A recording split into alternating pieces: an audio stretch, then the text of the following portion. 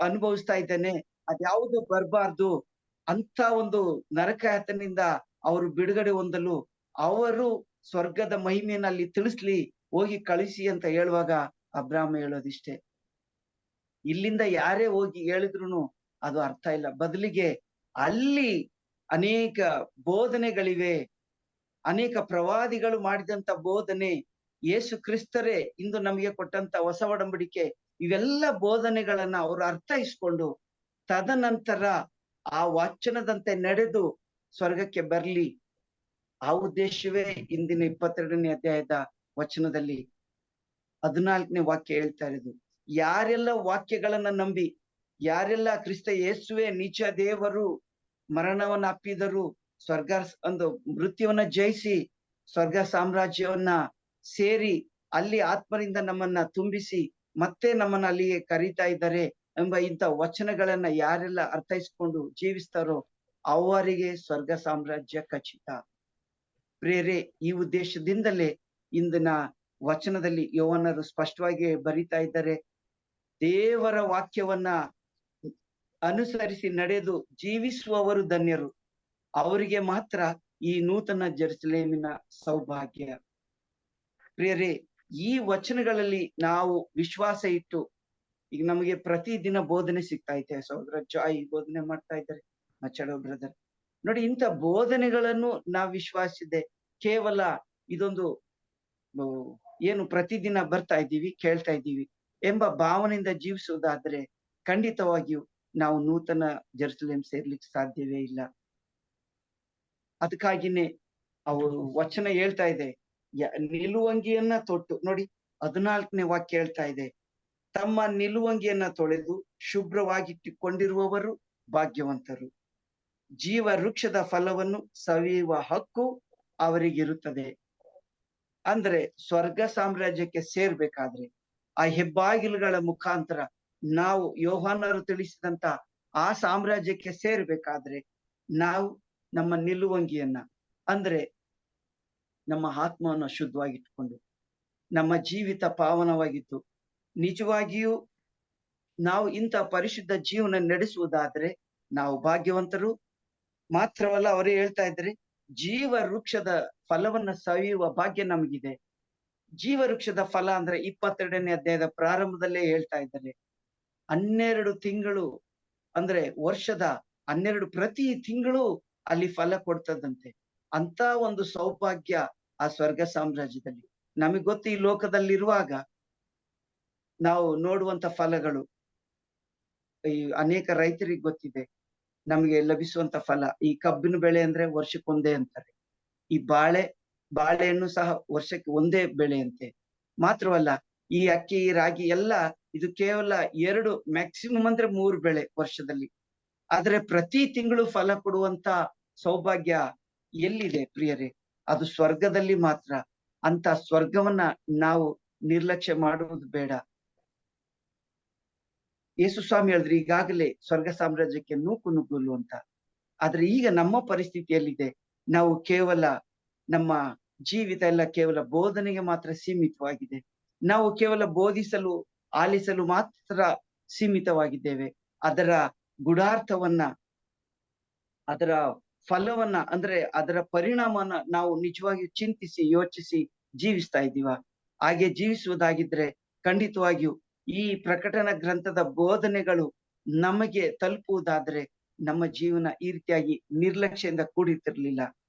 ನಾವು ನಮ್ಮ ಬೋಧನೆಗಳು, ಈ ಲೌಕಿಕವಾದಂತ ಜೀವನವು ನಮ್ಮನ್ನ ಕುರುಡನ್ನಾಗಿಸಿದೆ. ನಾವು ಕುರುಡುತನದಲ್ಲಿ ಜೀವಿಸ್ತಾ ಇದ್ದೀವಿ. ನಾವು ಅಲಸ್ಸಿಗಳಾಗಿ ಸ್ವೇಚ್ಛಾಚಾರವಾಗಿ ಜೀವಿಸ್ತಾ ಇದ್ದೇವೆ. ಪ್ರಕಟಣಾ ಗ್ರಂಥದ 21ನೇ ಅಧ್ಯಾಯದಲ್ಲಿ ಎಷ್ಟು ಅದ್ಭುತವಾಗಿ ಆ ಸ್ವರ್ಗ ಸಾಮ್ರಾಜ್ಯವನ್ನು ವರ್ಣಿಸಿದ್ದಾರೆ. ಆ ವರ್ಣನೆಗೆ ನಾವು ಮಾರು ಹೋಗಿದ್ದೇವ? ಆ ಒಂದು ಬೋಧನೆಗಳು ನಮ್ಮ ಮನಸ್ಸನ್ನ ರೀಚ್ ಆಗಿದೆಯಾ? ಅದು ನಮ್ಮ ಮನಸ್ಸನ್ನ ಮುಟ್ತಾ ಇದೆಯಾ? ನಮ್ಮ ಮನಸ್ಸು ಮುಟ್ಟುವುದಾದ್ರೆ ನಮ್ಮ ಜೀವನ ಹೇಗಿರ್ಬೇಕಿತ್ತು? ನಾವು ಬೋಧನೆ ಮಾಡ್ಲಿಕ್ಕೆ ಸಿದ್ಧರಾಗಿರ್ತೀವಿ, ಬೋಧನೆಯನ್ನ ಆಲಿಸ್ಲಿಕ್ಕೆ ಸಹ ಸಿದ್ಧರಾಗಿರ್ತೀವಿ. ಆದ್ರೆ ಅದರಂತೆ ನಡಿಲಿಕ್ಕೆ ನಾವು ಬದ್ಧರಾಗಿದ್ದೇವ? ನಾವು ಇನ್ನು ನಿರ್ಲಕ್ಷ್ಯದಿಂದ ಜೀವಿಸುವುದಾದರೆ ಯೋಹಾನರ ದೃಶ್ಯ, ಅವರು ಕಂಡಂತ ಆ ವೈಭವ, ಸ್ವರ್ಗದ ವೈಭವನ ನಾವು ಸೇರ್ಲಿಕ್ಕೆ ಅಸಾಧ್ಯ. ಕೇವಲ ನಾವು ಹೇಳ್ತೇವೆ ಸ್ವರ್ಗ ಸಾಮ್ರಾಜ್ಯ ನಮ್ಮದು, ದೇವರು ನಮಗಾಗಿಯೇ ಈ ಸ್ವರ್ಗವನ್ನ ಸೃಷ್ಟಿಸಿದ್ದಾರೆ, ನಾವು ಬಾಧ್ಯಸ್ಥರು, ಯಾಕಂದ್ರೆ ನಾವು ನ್ಯಾಯವಾಗಿ ಜೀವಿಸ್ತಾ ಇದ್ದೀವಿ, ನೀತಿಯಿಂದ ಜೀವಿಸ್ತಾ ಇದ್ವಿ ಅಂತ. ಆದ್ರೆ ನಮ್ಮನ್ನೇ ಪರೀಕ್ಷಿಸಿಕೊಳ್ಳೋಣ. ಯೋಹನರಿಗೆ ಕೊಟ್ಟಂತ ಈ ದರ್ಶನ ಈ ಕೊನೆಯ ಭಾಗದಲ್ಲಿ ಇದು ಕೊನೆಯ ಹಂತ. ಅದಕ್ಕಾಗಿ ಯೇಸು ಸ್ವಾಮಿ ಪರ್ಟಿಕ್ಯುಲರ್ ಆಗಿ ಹೇಳ್ತಾ ಇದ್ದಾರೆ, ಅದರ ವೈಭವವನ್ನ ವರ್ಣಿಸ್ತಾ ಇದ್ದಾರೆ. ನಾವು ನಿಜವಾಗಿಯೂ ಅದಕ್ಕೆ ಬಾಧ್ಯಸ್ಥರಾಗ್ಬೇಕಾದ್ರೆ ನಮ್ಮ ಜೀವನ ನೀತಿಯಿಂದ ಕೂಡಿರ್ಬೇಕು. ಕೊನೆಯದಾಗಿ ಹೇಳ್ತಾ ಇದ್ದಾರೆ, ನಾನೇ ಆಕಾರವು ಲಾಕಾರವು ನಾನೇ, ಆದ್ಯವು ಅಂತ್ಯವು ನಾನೇ ಅಂತ ಹೇಳ್ತಾ ಇದ್ದಾರೆ.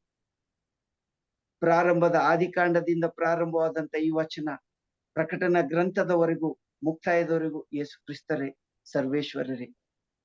ಅವರೇ ಈ ಲೋಕವನ್ನ ಸೃಷ್ಟಿಸಿದ್ದು, ಇದನ್ನ ದಹಿಸುವ ಶಕ್ತಿ ಇರುವುದು ಅವರಿಗೆ.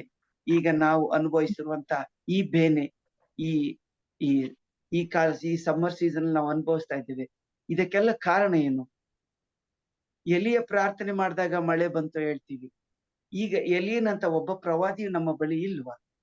ಅಥವಾ ಏನಾದ್ರೂ ದೇವರು ನಮಗೆ ಏನಾದ್ರೂ ಸೂಚನೆ ಕೊಡ್ತಾ ಇದ್ದಾರ? ನಾವು ದೇವರ ಒಂದು ಸೈನ್ ಅಂತ ಹೇಳ್ತೀವಲ್ಲ, ಅವರ ಉದ್ದೇಶ ನಾವು ಅರಿಯಲು ಸೋತಿದ್ದೇವಾ? ನಮಗೆ ಯಾಕೆ ಈ ಪರಿಸ್ಥಿತಿ, ಮಳೆ ಇಲ್ಲದಂತ ಪರಿಸ್ಥಿತಿ, ನಮಗೆ ಈ ಒಂದು ನೋವಿನ ಪರಿಸ್ಥಿತಿ ಯಾಕೆ? ನೋಡಿ, ನಮ್ಮಲ್ಲಿ ಯಾಕೆ ಈ ಕೆಟ್ಟ ಮನೋಭಾವನೆ ಬಂದಿದೆ ಅಂದ್ರೆ, ನೋಡಿ, ಸೆಕೆ ಜಾಸ್ತಿ ಆದ್ರೆ ಮನುಷ್ಯ ಕೂಲರ್ ಉಪಯೋಗಿಸ್ಕೊಳ್ತಾನೆ. ನೀರ್ ಸಿಕ್ಲಿಲ್ವಾ? ಪ್ರಕೃತಿ ಮಳೆ ಬರ್ತಾ ಇಲ್ವಾ? ಈಗ ನಾವು ನೋಡ್ತಾ ಇದೀವಲ್ಲ, ಸೌದಿ ಅರೇಬಿಯಾ ಕಡೆ ಎಲ್ಲ ಏನಾಗ್ತದೆ, ಕೃತಕ ಮಳೆ ಸೃಷ್ಟಿಸ್ಲಿಕ್ಕೆ ಹೋಗಿ ಆದಂತ ಅವಾಂತರ. ಮನುಷ್ಯ ತುಂಬಾ ಜ್ಞಾನಿ ತರ ಜೀವಿಸ್ತಾ ಇದ್ದಾನೆ.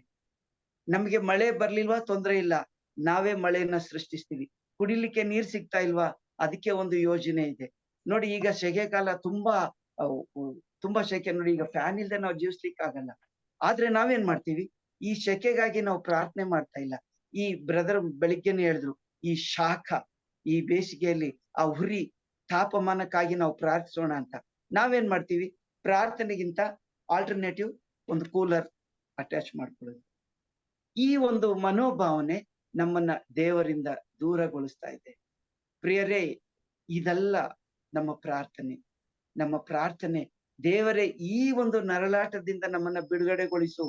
ನೈಜ ಪ್ರಕೃತಿಕರವಾದಂತಹ ತಂಪು, ಮಳೆ, ಸಂತೃಪ್ತಿ, ಸಮಾಧಾನ ನಮಗೆ ಕೊಡು. ಅನುದಿನದ ಆಹಾರ ಕೊಡು ಅಂತ ಕೇಳ್ಬೇಕು. ನಾವೇನ್ ಮಾಡ್ತೇವೆ? ದೇವ್ರು ಆಹಾರ ಕೊಡ್ಲಿಲ್ವಾ? ನಮ್ಮದೇ ಆಹಾರಗಳನ್ನ ನಾವು ಹುಡ್ಕೊಂಡು ಹೋಗ್ತೇವೆ. ನೈಜ ಆಹಾರ, ನೈಜ ಪ್ರಕೃತಿ, ಇವೆಲ್ಲವೂ ದೇವರ ಕೊಡುಗೆ. ಅದಕ್ಕಾಗಿ ನಾವು ಪ್ರಾರ್ಥಿಸಬೇಕು. ಪ್ರಕಟಣಾ ಗ್ರಂಥದಲ್ಲಿ ಯೋಹಾನರು ತಿಳಿಸಿದ ಹಾಗೆ ಭವ್ಯ ನೂತನ ಸ್ವರ್ಗ ಸಾಮ್ರಾಜ್ಯಕ್ಕೆ ನಾವು ಸೇರ್ಬೇಕಾದ್ರೆ ನಮ್ಮಲ್ಲಿ ಬದಲಾವಣೆ ಬೇಕು. ಬೋಧನೆಗಳನ್ನ ನಾವು ಅನುಸರಿಸಬೇಕು. ಸ್ವಾಮಿ ಯೇಸುವೆ, ಈ ಸಮಯದಲ್ಲಿ ನಮಗೆ ಕೊಟ್ಟಂತ ಎಲ್ಲ ಸಮಯಕ್ಕಾಗಿ ಸ್ತೋತ್ರ ಸ್ವಾಮಿ. ಈಗ ನಾನು ನನಗೆ ಅರ್ಥವಾದಂತ ಬೋಧನೆಯನ್ನ ತಿಳಿಸಿದ್ದೇನೆ ಎಂಬುದಕ್ಕಿಂತ ಮಿಗಿಲಾಗಿ, ನೀವು ನಿಮ್ಮ ಮಗನಾಗಿ ಆರಿಸಿಕೊಂಡಂತ ಸಹೋದರ ಜಾಯ ಮುಖಾಂತರ ಈ 22ನೇ ಅಧ್ಯಾಯದ 6ನೇ ವಚನದ 6ರಿಂದ 14ರವರೆಗಿರುವ ಗುಡಾರ್ಥವನ್ನ ನಮಗೆ ತಿಳಿಸಿಕೊಡು. ನಾನು ಸೋತು ಹೋಗಿರುವಂತ ಈ ಪರಿಸ್ಥಿತಿಯಲ್ಲಿ ಪವಿತ್ರಾತ್ಮರ ಮುಖಾಂತರ ನಿಮ್ಮ ಸಹೋದರ ಜಾಯರಲ್ಲಿ ನೀನು ಮಾತನಾಡು. ಇದರ ಒಂದೊಂದು ಗುಡಾರ್ಥವನ್ನು ನಾವು ಅರ್ಥೈಸಿಕೊಂಡು, ಪ್ರಭು ಯೇಸುವೆ, ನೂತನ ಜೆರುಸಲೇಮ್ ಆದಂತ ಆ ಸ್ವರ್ಗ ಸಾಮ್ರಾಜ್ಯಕ್ಕೆ ನಾವು ಬಾಧ್ಯಸ್ಥರಾಗುವಂತೆ ಮಾಡು. ನಮ್ಮೊಬ್ಬೊಬ್ಬರಿಗೂ ಅವಶ್ಯಕವಾದಂತ ಸ್ವಾಮಿ ವಿಶ್ವಾಸವನ್ನ ನೀನೇ ಕರುಣಿಸು. Amen. Praise the lord brother. Thank you Dayal. ಪ್ರಿಯರೇ, ಈ ವಚನ ಭಾಗಗಳ ಆಲ್ಮೋಸ್ಟ್ ಕನ್ಕ್ಲೂಷನ್ ಆಗ್ತಾ ಇದೆ. ದಯಾಲ ಪಾಯಿಂಟ್ಸ್ ಕ್ಲಿಯರ್ ಆಗಿ ಹೇಳಿದ್ದಾರೆ. ನಾನು ಅದೊಂದು ಸ್ವಲ್ಪ ರಿಪೀಟ್ ಮಾಡಲು ಪ್ರಯತ್ನ ಪಡ್ತೀವಿ ಅಷ್ಟೇ. ಈ ಅಧ್ಯಾಯದ 6 ಮತ್ತು 7 ವಚನಗಳಲ್ಲಿ ಭಾಗ್ಯವಂತರು ಎಂದು ನಾವು ನೋಡ್ತಾ ಇದ್ದೇವೆ. ಯಾರೆಲ್ಲ ಭಾಗ್ಯವಂತರು? ದೇವರ ಮಾತುಗಳನ್ನ ನಂಬುವವರು. ಅಂದ್ರೆ ಈ ಪ್ರಕಟಣಾ ಗ್ರಂಥ ಓದಿ, ಧ್ಯಾನಿಸಿ, ವಿಶ್ವಾಸಿಸಿ, ಓಕೆ, ಅದು ಅಂಗೀಕರಿಸುವವರು ಭಾಗ್ಯವಂತರು ಎಂದು ಹೇಳ್ತಾ ಇದ್ದೇವೆ. ಸೊ ಹಾಗಾದ್ರೆ ಈಗ ಸದ್ಯಕ್ಕೆ ಯಾರು ಭಾಗ್ಯವಂತರು? ನಾವ್ ಇಲ್ಲಿ ಕೂತಿರೋ ಪ್ರತಿಯೊಬ್ಬರು ಭಾಗ್ಯವಂತರು. ನಾವು ಒಬ್ಬೊಬ್ಬರು ಅಲ್ವಾ? ಆದ್ರೆ ಏನಾಗುತ್ತೆ ಅಂದ್ರೆ ಪ್ರಕಟಣೆ ಸ್ಟಾರ್ಟ್ ಮಾಡಿದಾಗಲೇ ಅಯ್ಯೋ ಇದು ನಮ್ಗೆಲ್ಲ ಅರ್ಥ ಆಗಲ್ಲ ಅಂತ ಹೇಳಿ ದೂರ ಹೋದವರು ಇದ್ದಾರೆ. ಅವರು ಚೆಕ್ ಮಾಡ್ಬೇಕು ಅವರ ಭಾಗ್ಯವಂತ ಅವಸ್ಥೆ ಹೇಗೆ ಅಂತ ಹೇಳಿ. ಸುಪ್ರಿಯರೇ, ಇದು ನಾವು ಓದಿ ಧ್ಯಾನಿಸಲು, ಅಂಗೀಕರಿಸಲು, ವಿಶ್ವಾಸಿಸಲು ದೇವರು ನಮ್ಗೆ ಕೊಟ್ಟ ಒಂದು ಮಹಾ ಕೊಡುಗೆಯಾಗಿದೆ. ಇದು ನಾವು ಅರ್ಥ ಮಾಡಬೇಕು. ನಮ್ಗೆ ವಚನ ಇಷ್ಟ ಅರ್ಥ ಆಗ್ತಾ ಇದೆಯಾ ಅದು ಬೇರೆ ವಿಷಯ. ಆದ್ರೆ ನಮ್ಮ ಮೈಂಡ್ ಸೆಟ್ ಅಲ್ಲಿ ಇದ್ ನನ್ ತಿಳಿಯಲೇಬೇಕೆಂಬ ಆಸೆ ಇರಲೇಬೇಕು.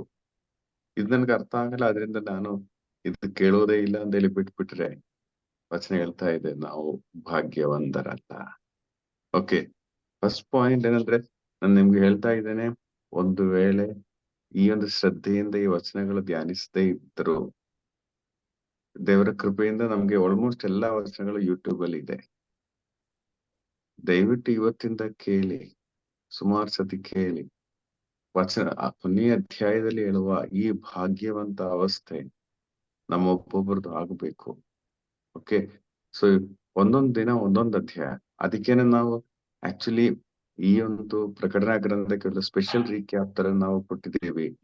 4 ಚಾಪ್ಟರ್ ಜೊತೆಗೆ ರೀಕ್ಯಾಪ್ ಮಾಡೋದು. ಬೇರೆ ಇನ್ನು ನಾವು ದೂರ ನಿಲ್ಲುವಲು ಕರೆಯಲ್ಪಟ್ಟವರಲ್ಲ. ದಯವಿಟ್ಟು ರೆಗ್ಯುಲರ್ ಆಗಿ ಅಟೆಂಡ್ ಮಾಡಿ, ಇದರಿಂದ ನೀವು ಅನುಗ್ರಹಗಳನ್ನು ಪಡೆಯಿರಿ. ಯಾಕಂದ್ರೆ ವಚನ ಹೇಳ್ತಾ ಇದೆ, ಇದು ಧ್ಯಾನಿಸುವ, ಇದು ಆಲಿಸುವ, ಇದು ವಿಶ್ವಾಸಿಸುವವರು ನಿಜವಾಗಿಯೂ ಭಾಗ್ಯವಂತರು, ಕಾರಣ ಅವನು ಬೇಗ ಬರುತ್ತಾ ಇದ್ದಾರೆ. Praise the lord. ಸೊ ಇದೊಂದು ಪಾಯಿಂಟ್, ಭಾಗ್ಯವಂತರು. ಇದು ದಯವಿಟ್ಟು ಎಲ್ರು ಇದನ್ನ ಅರ್ಥ ಮಾಡಿ, ಇದನ್ನು ಸ್ವೀಕರಿಸಿ, ಈ ವಚನಗಳು ಮತ್ತೆ ಮತ್ತೆ ಓದಿ ಧ್ಯಾನಿಸಲು ಪ್ರಯತ್ನ ಪಡಬೇಕು. ಎರಡನೇ ಪಾಯಿಂಟ್ ಏನಂದ್ರೆ 8-9 ಅಧ್ಯಾಯಗಳಲ್ಲಿ ಇದನ್ನು ಕ್ಲಿಯರ್ ಮಾಡಲು, ತಿಳಿಯಪಡಿಸಲು ಬಂದಿರುವ ದೈವದೂತನನ್ನು ಕಂಡಾಗ ಯೋಹನ್ನಿಗೆ ಕನ್ಫ್ಯೂಸ್ ಆಯಿತು. ಯಾಕಂದ್ರೆ ನಾವು ಪ್ರಕಟಣಾ ಗ್ರಂಥದಲ್ಲಿ ನೋಡಿದೀವಿ, ದೇವದೂತನು ಒಂದು ಕಾಲು ಸಮುದ್ರದಲ್ಲಿ, ಒಂದು ಕಾಲು ಭೂಮಿಯಲ್ಲಿ, ಇದೆಲ್ಲ ಅಂದ್ರೆ ಅಷ್ಟು ಒಂದು ಭಯಂಕರ, ನಮ್ಗೆ ಇಮ್ಯಾಜಿನ್ ಮಾಡಕ್ ಆಗದಿರೋ ಒಂದು ದೊಡ್ಡ ಸೈಜಲ್ಲಿ ಇರಬಹುದು. ಸೊ ಯೋಹನ್ನಿಗೆ ಇದು ದೇವರೇನಾ ಎಂದು ಸಂಶಯ ಆಗಿರ್ಬೋದು. ಅದರಿಂದ ಈ ದೂತನ ಮುಂದೆ ಮೊಣಕಾಲು ಊರ್ತಾ ಇದ್ದಾರೆ. ಆದ್ರೆ ದೂತನ ಹೇಳ್ತಾ ಇದ್ದಾರೆ, ನೋಡಿ, ನನ್ನ ಮುಂದೆ ಮೊಣಕಾಲು ಊರಬೇಡಿ, ನಾನು ನಿಮ್ಮ ಸಹದಾಸನು. ಪ್ರಿಯರೇ, ಈ ಒಂದು ದೂತನ ಒಂದು ಆಟಿಟ್ಯೂಡ್ ನಮ್ಮ ಒಬ್ಬೊಬ್ಬರಿಗೂ ಇರಬೇಕು. ನೋಡಿ, ಅಷ್ಟು ದೊಡ್ಡ ಒಂದು ದೂತನು, ಇದು ಆಕ್ಚುಲಿ 19ನೇ ಅಧ್ಯಾಯದಲ್ಲೂ ಇದೇ ಸೇಮ್ ಕಾರ್ಯ ನಡೀತಾ ಇದೆ. ಅಷ್ಟು ಶಕ್ತನಾದ ದೂತನು, ದೇವರ ಕಡೆಯಿಂದ ಈ ಪ್ರಕಟಣಾ ಗ್ರಂಥದ ಪ್ರವಾದನೆಗಳು ಹೊತ್ತುಕೊಂಡು ಬಂದ ದೂತನು. ನೋಡಿ, ಎಷ್ಟು ಹಂಬಲ್ ಆಗಿ, ಸಿಂಪಲ್ ಆಗಿ ಹೇಳ್ತಾ ಇದ್ದಾರೆ, ನಾನು ನಿಮ್ಮ ಸಹದಾಸನೇ, ನನ್ನನ್ನು ನೀವು ಆರಾಧಿಸಬೇಡಿ. ಆದ್ರೆ ಈ ಕಾಲಘಟ್ಟದಲ್ಲಿ ಕೆಲವೊಮ್ಮೆ ನೋಡ್ತೀವಿ, ಎಷ್ಟೋ ಜನ ಈ ಒಂದು ದೇವರ ವಚನವನ್ನು ಸಾರುವವರು, ಪ್ರವಾದನೆ ಮಾಡುವವರು, ನೋಡಿ, ಅವರಿಗೆ ಈ ಫೋಕಸ್ ಕ್ಯಾಮ್ರಾ ಈ ತರನೇ ಇರ್ಬೇಕು. ಈ ತರ ಕ್ಯಾಮ್ರಾ ಇಲ್ದಿದ್ರೆ ನಾನು ಬರಲ್ಲ ಅಂತ ಹೇಳೋರು ಉಂಟು. ಮೈಕ್ ಈ ತರನೇ ಇರ್ಬೇಕು, ಇಲ್ದಿದ್ರೆ ನಾನು ಬರಲ್ಲ ಅಂತ ಹೇಳೋರು ಇದ್ದಾರೆ. ಪ್ರಿಯರೇ, ಒಂದು ಸೆಲ್ಫ್, ಆ ಒಂದು ಅಡೋರೇಷನ್, ಆ ಒಂದು ಭಾವನೆ ಇರುವ ಸುಮಾರು ಜನ ಇದ್ದಾರೆ. ನಾವು ನೋಡಿ, ಈ ದೇವದೂತನು ಬೈಬಲಿನ ಕೊನೆಯ ಪುಸ್ತಕವನ್ನು ತಂದವರು ದೇವರ ಕಡೆಯಿಂದ. ಆ ದೇವದೂತರು ಹೇಳ್ತಾ ಇದ್ದಾರೆ, ನನ್ನನ್ನು ಆರಾಧಿಸಬೇಡಿ, ನಾನು ನಿಮ್ಮ ಸಹದಾಸನಾಗಿದ್ದೇನೆ. ಈ ಒಂದು ಆಟಿಟ್ಯೂಡ್ ನಾವು ನಮ್ಮಲ್ಲೇ ಇದು ಮಾಡೋಣ. ಅಂದ್ರೆ ನಾವು ಎಂದಿಗೂ ಈ ಒಂದು ಭಾವನೆಯಲ್ಲಿ ನನ್ನನ್ನೆಲ್ಲರೂ ಆರಾಧಿಸಬೇಕು, ಅಪ್ರಿಶಿಯೇಟ್ ಮಾಡ್ಬೇಕು ಭಾವನೆನೂ ಬರಬಾರದು. ನಾವು ಯಾರನ್ನು ಯೇಸು ಸ್ವಾಮಿ ಬಿಟ್ಟು ಈ ರೀತಿ ಇರುವವರನ್ನು ಆರಾಧಿಸೋದು ಒಂದು ಕಾರ್ಯನೂ ಮಾಡ್ಬೇಕು. ಓಕೆ, ರೆಸ್ಪೆಕ್ಟ್ ಮಾಡಬೇಕು. ರೆಸ್ಪೆಕ್ಟ್ ಮಾಡುವುದು ಆರಾಧನೆ ಮಾಡುವುದು ವ್ಯತ್ಯಾಸ ಇದೆ. ಈ ದೇವದೂತನು ಎಷ್ಟು ಸರ್ವಶಕ್ತ. ಈಗ ಯೇಸುವಿನ ಅಷ್ಟು ಆಪ್ತನಾದ ಸಂತ ಯೋಹಾನನಿಗೆ ಈ ದೇವದೂತನನ್ನು ಕಂಡಾಗ ಅದು ಯೇಸು ಸ್ವಾಮಿಯ ದೇವದೂತನನ್ನು ಕಂಡುಹಿಡಿಯಲು ಅಷ್ಟು ಕಷ್ಟ ಇತ್ತು. ನೀವು ನೋಡಿ, ಯೇಸು ಸ್ವಾಮಿ ಅಂತೇಳಿನೇ ಅವರು ಆರಾಧಿಸಿರುವುದು. ಆದ್ರೆ ಅಷ್ಟು ಯೇಸುವಿನ ಹೃದಯಕ್ಕೆ ಸೇರಿನಿಂದ ಯೋಹಾನನಿಗೂ ಸಹ ಅರ್ಥ ಆಗ್ತಾ ಇರ್ಲಿಲ್ಲ, ಇದು ದೇವರು ಇದು ಮನುಷ್ಯನೋ ಎಂಬುದು. ಸುಪ್ರಿಯರೇ, ಆ ಒಂದು ಇದ್ರಲ್ಲಿ ನಮ್ಗೆ ಅರ್ಥ ಆಗ್ತದೆ. ಅನೇಕ ವ್ಯಕ್ತಿಗಳು ನಮ್ಗೆ ಅರ್ಥ ಆಗ್ತದೆ, ಈ ವ್ಯಕ್ತಿ ದೇವರಲ್ಲ ನಮ್ಗೆ ಗೊತ್ತಾಗ್ತದೆ. ಕೆಲವೊಮ್ಮೆ ಒಂದು ಲೀಡರ್, ಮುಖಂಡರಾಗಿರ್ಬಹುದು ಅಥವಾ ಪ್ರಬೋಧಕರಾಗಿರ್ಬಹುದು, ಈ ವ್ಯಕ್ತಿ ದೇವರಲ್ಲ ನಮ್ಗೆ ಗೊತ್ತಾಗ್ತದೆ. ಆದ್ರೂ ನಾವು ಹೋಗಿ ಅವರ ಮುಂದೆ ಬೀಳುವುದು. ಪ್ರಿಯರೇ, ಅದು ಈ ಒಂದು ಅವ್ರು ಹೇಳ್ಬೇಕು, ನಾನು ದೇವರಲ್ಲ, ನನ್ನ ಮುಂದೆ ಆರಾಧಿಸುವುದು ಬೇಡ ಎಂದು ಹೇಳಬೇಕು. ಇಲ್ದಿದ್ರೆ ನಾವು ಅರ್ಥ ಮಾಡ್ಬೇಕು, ನಾವು ದೇವರನ್ನು ಮಾತ್ರ ಆರಾಧಿಸುವರು ಅಂತೇಳಿ. ಸೊ ಪ್ರಿಯರೇ, ಇದು 2ನೇ ಪಾಯಿಂಟ್ ಇವತ್ತು ನಾವು ಮನಸ್ಸಿನಲ್ಲೇ ಬರೆಯಬೇಕು. 3ನೇ ಪಾಯಿಂಟ್ ಅಂದ್ರೆ 10ನೇ ವಚನ. 10ನೇ ವಚನ ಏನು ಓದಿ. ಇದಲ್ಲದೆ ಆತನು ನನಗೆ, ಈ ಪುಸ್ತಕದಲ್ಲಿ ಬರೆದಿರುವ ಪ್ರವಾದನೆ ವಾಕ್ಯಗಳಿಗೆ ಮುದ್ರೆ ಹಾಕಿ ಮುಚ್ಚಿಡಬೇಡ, ಇವು ನೆರವೇರುವ ಕಾಲವು ಸಮೀಪಿಸಿತು. ದೂತನೇ ಹೇಳ್ತಾ ಇದ್ದಾರೆ. ಪ್ರಿಯರಿದು ನನ್ನ ಪ್ರಕಾರ ಎಲ್ಲಾ ವಚನಕ್ಕಿಂತ ತುಂಬಾ ಮುಖ್ಯವಾದ ವಚನ. ನಾವು ಯೋಚನೆ ಮಾಡಿ ಇದ್ರಲ್ಲಿ ಏನಿದೆ ಅಂತ ಹೇಳಿ.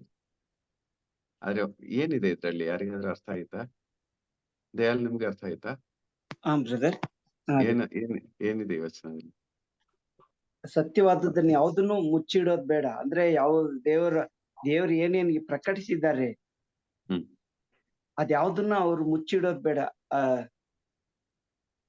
ಓಕೆ, ಅಂದ್ರೆ ವಚನ ಏನ್ ಹೇಳ್ತಾ ಇದೆ ಅಂದ್ರೆ, ಈ ಪ್ರಕಟಣ ಗ್ರಂಥ ನೀವು ಮುಚ್ಚಿಡಬೇಡಿ. ಈಗ ನಡೀತಾ ಇರೋದು ಅದೇ ಅಲ್ವಾ ಬ್ರದರ್? ಈಗ ನಡೀತಾ ಇರೋದಿದೇನೆ, ತುಂಬಾ ಪಕ್ಕದಲ್ಲ ಆಗಿದೆ. ಅದರಿಂದ ಇದು ಮುಚ್ಚಿಡಬೇಡಿ, ಸೀಲ್ ಹಾಕಿ ಇಡಬೇಡಿ. ಇದೆಲ್ಲರೂ ಓದಬೇಕು, ಇದೆಲ್ಲರೂ ಧ್ಯಾನಿಸಬೇಕು. ಇದು ದೇವರು ಹೇಳುವುದು. ಆದ್ರೆ ನಾವೇನ್ ಹೇಳ್ತೀವಿ ಬ್ರದರ್? ನಮ್ಮ ಸಭೆಯಲ್ಲಿ ಈಗ ಅದು ಆಲ್ಮೋಸ್ಟ್ ಮದರ್ ಮೇರಿಸ್ ಫೀಸ್ಟ್ ದಿವಸ ಬಿಟ್ರೆ, ಆಮೇಲೆ ಇದು 2nd of November ಬಿಟ್ರೆ ಇನ್ ಯಾವಾಗ್ಲೂ ಪ್ರಕಟಣೆ ಗ್ರಂಥ ಜಾಸ್ತಿ ಬರೋದೇ ಇಲ್ಲ. ಅದೊಂದು ಈವನ್ ನಮ್ಮ ಮರಿಯನ್ ತಂಡದ ಅವಸ್ಥೆ ಏನು, ಅಯ್ಯೋ ಪ್ರಕಟಣೆ ಗ್ರಂಥನ ಬೇಡ ಬೇಡ ಬೇಡ ಬೇಡ ಬೇಡ. ಪ್ರಿಯರೇ, ಇದು ಬೇಡ ಅಂತ ದೇವರು ಕ್ಲಿಯರ್ ಆಗಿ ಹೇಳ್ತಾ ಇದ್ದಾರೆ. ನಾವು ಧ್ಯಾನಿಸಬೇಕು, ಮತ್ತೆ ಮತ್ತೆ ಓದಿ ಧ್ಯಾನಿಸಬೇಕು. ದೇವರೇ ಹೇಳ್ತಾ ಇದ್ದಾರೆ. ಎಷ್ಟೋ ಸತಿ ನಾವು ಕುಟುಂಬ ಪ್ರಾರ್ಥನೆ ಸಮಯದಲ್ಲಿ ಬೈಬಲ್ ಓಪನ್ ಮಾಡುವಾಗ ಪ್ರಕಟಣಾ ಗ್ರಂಥ ಬಂದ್ರೆ ನಾವು ತಿರುಗಿಸಿ ಬೇರೆ ಕಡೆ ಹೋಗ್ತೀವಿ ಅಲ್ವಾ? ಸೊ ಇದು ವಚನ ವ್ಯಕ್ತವಾಗಿ ಹೇಳ್ತಾ ಇದೆ, ಇದು ನಮಗೆ ಈ ಕಾಲಘಟ್ಟಕ್ಕೆ ಬೇಕಾಗಿರುವ ವಚನ. ನಾವಿದನ್ನು ಉಪಯೋಗಿಸಬೇಕಾದ ವಚನ. ಎಂದಿಗೂ ಮುಚ್ಚಿಡಬಾರದು ಇದು.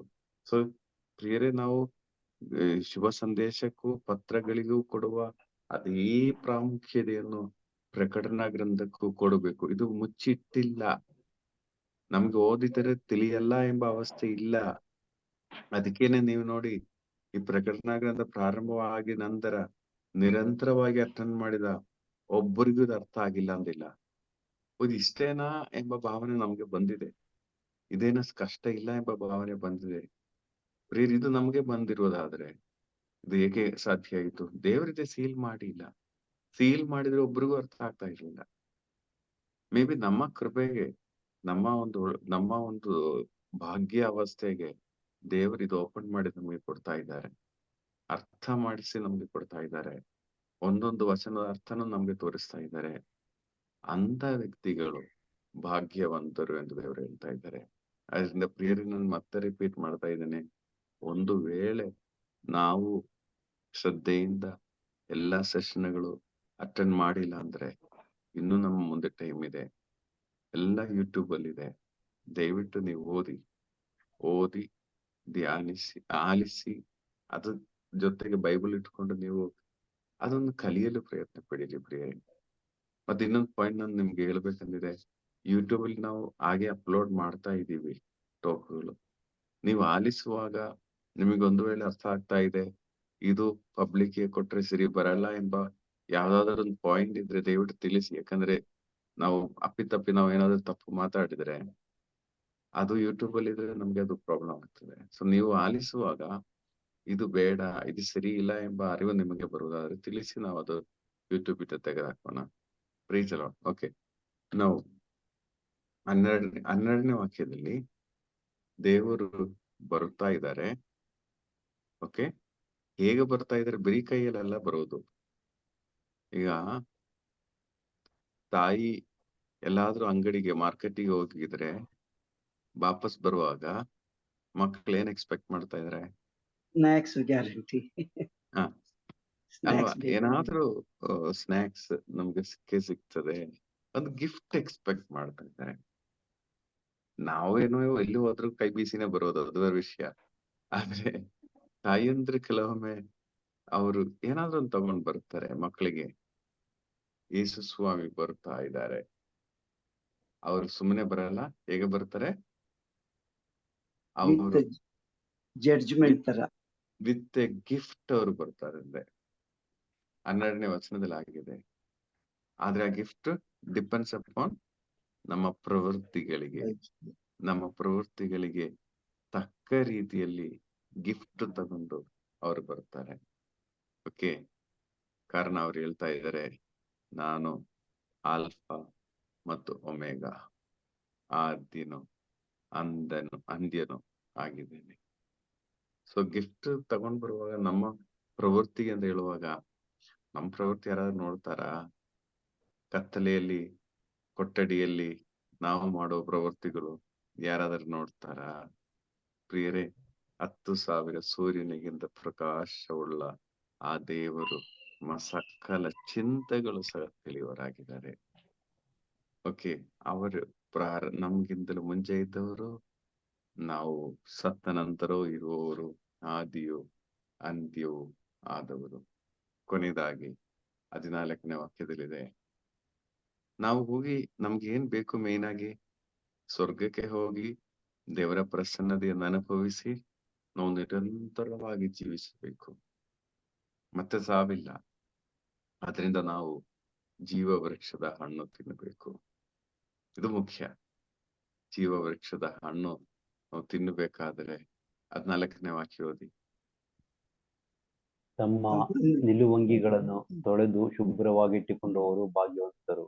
ನಿಲವಂಗಿಗಳು ತೊಳೆದು ಶುದ್ಧವಾಗಿ ಇಟ್ಕೊಳ್ಳುವರು ಅಂದ್ರೆ ಅರ್ಥ ಏನು?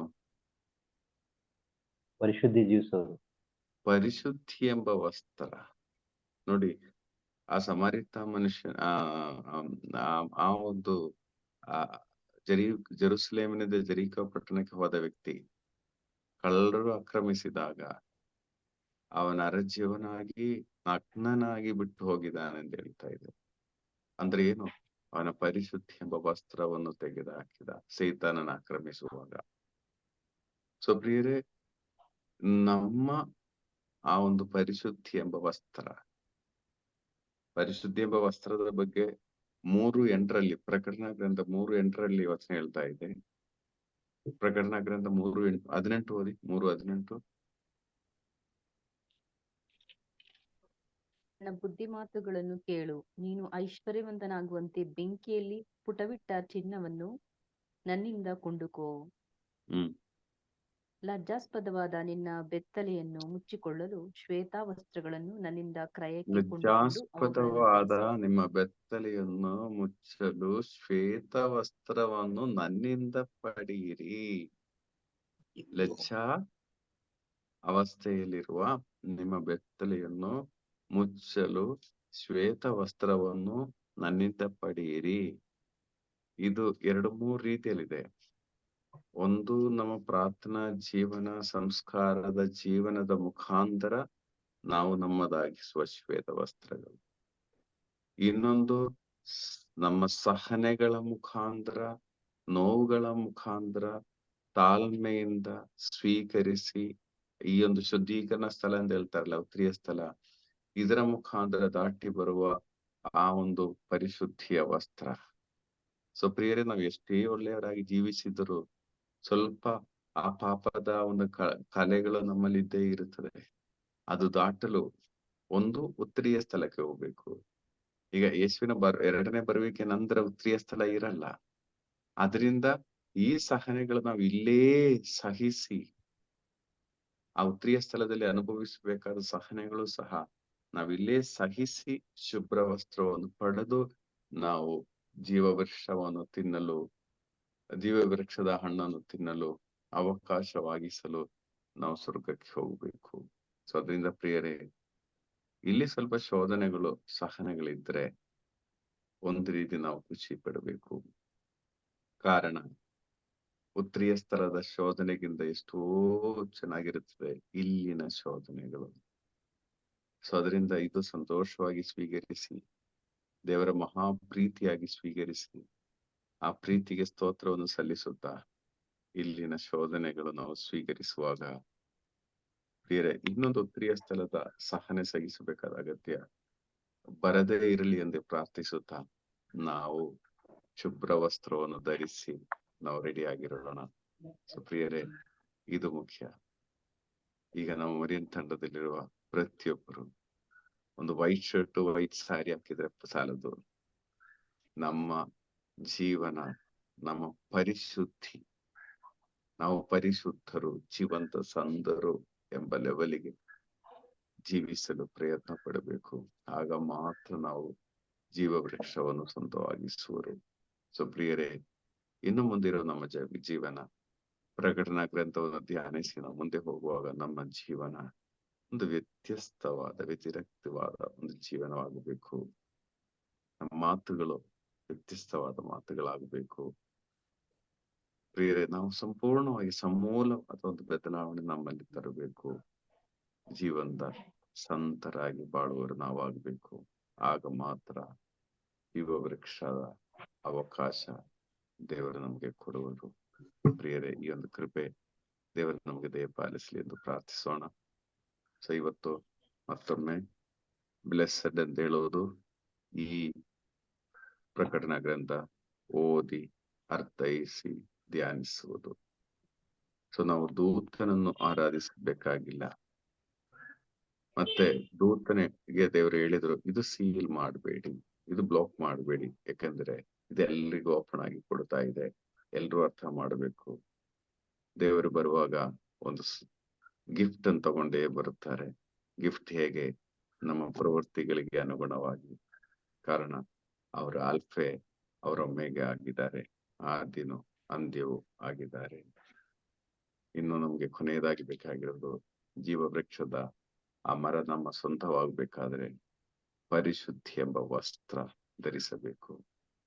ಅದಕ್ಕೆ ನಾವು ಸಂಸ್ಕಾರಗಳು, ಆ ಜೀವನ, ಪರಿಶುದ್ಧ ಜೀವನವನ್ನು ನಡೆಸಬೇಕು.